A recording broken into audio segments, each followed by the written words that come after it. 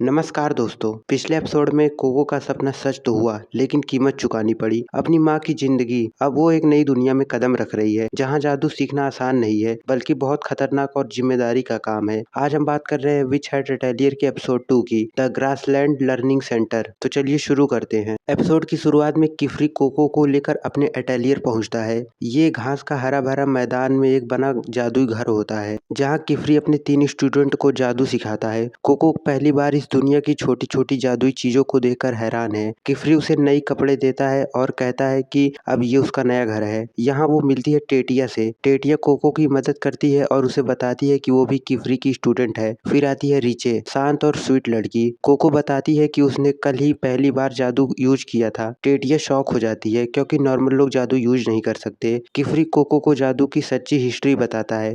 पहले जादू सबके लिए आम था। लोग पेन और इंक से ड्राइंग बनाकर मैजिक करते थे, लेकिन इसका मिसयूज होने लगा और विचेस ने फैसला किया कि जादू को सिर्फ चुनिंदा लोगों तक सीमित रखा जाए। बाहर की दुनिया को यही बिलीव दिया गया कि जादू सिर्फ जन्म से मिलता है। जो आउटसाइडर सच जान ले, उसकी मेमोरी को मिटा दिया जाता है। लेकिन कोको की मेमोरी को इरेज नहीं किया गया। किफरी उसे बचाना चाहता है और उसकी मदद से फॉरबिडन मैजिक सेलर को ढूंढना चाहता है। किफरी उसे टावर ऑफ टोम्स दिखाता है, एक विशाल जादुई लाइब्रेरी जहां हर मैजिक बुक की कॉपी ऑटो बन जाती है। वहां जाने के लिए लाइब्रेरियन ट्रायल पास करना पड़ता है।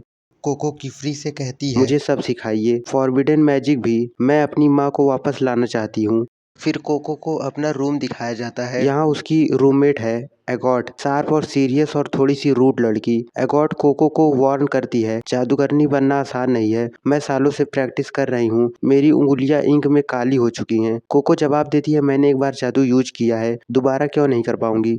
फिर कोको अगले दिन के लिए लाइब्रेरी टेस्ट के लिए प्रैक्टिस करना शुरू कर देती है। टेटिया, रीच और एगॉट तीनों अलग अलग पर्सनैलिटीज की लड़कियां हैं। एगॉट का एटीट्यूड काफी स्ट्रिक्ट है, लेकिन वो कोको को काफी मोटिवेट भी करती है। लेकिन माँ की याद अभी भी ताजा है। उनकी केमिस्ट्री कोको के लिए नई फैमिली जैसे लगती है। सबसे टचिंग मोमेंट वो है जब कोको अकेली में रोती है। किफरी का काम लेकिन केयरिंग तरीका, फ्लोटिंग वाटर बबल सीन और टावर ऑफ टोम्स का रहस्यमय व्यू, ये सब सीन विजुअल और इमोशन से भरपूर है। जब कोको अपनी पहली प्रॉपर ड्राइंग प्रैक्टिस करती है और स्ट्रगल करती है, तो लगता है कि जादू सिर्फ टैलेंट नहीं, मेहनत और दिल का भी खेल है। दोस्तों, एपिसोड 2 ने जादू की दुनिया को ब्यूटीफुल एक्सपेंड किया। नए कैरेक्टर्स इंटरेस्टिंग है और कोको की इमोशनल जर्नी दिल को छू लेती है। अब कोको की असली ट्रेनिंग शुरू होने वाली है। क्या वो लाइब्रेरियन ट्रायल पास कर पाएगी? क्या वो अपनी माँ को वापस ला पाएगी? अगर ये एक्सप्लेनेशन आपको पसंद आया तो लाइक करें, सब्सक्राइब करें और बेल आइकन दबाओ। एपिसोड 3 एक्सप्लेनेशन जल्दी आ रहा है। जादू की ये जर्नी जारी है, कहानी और गहरी होती जा रही है। मिलते हैं अगले वीडियो में। Stay magic, take care.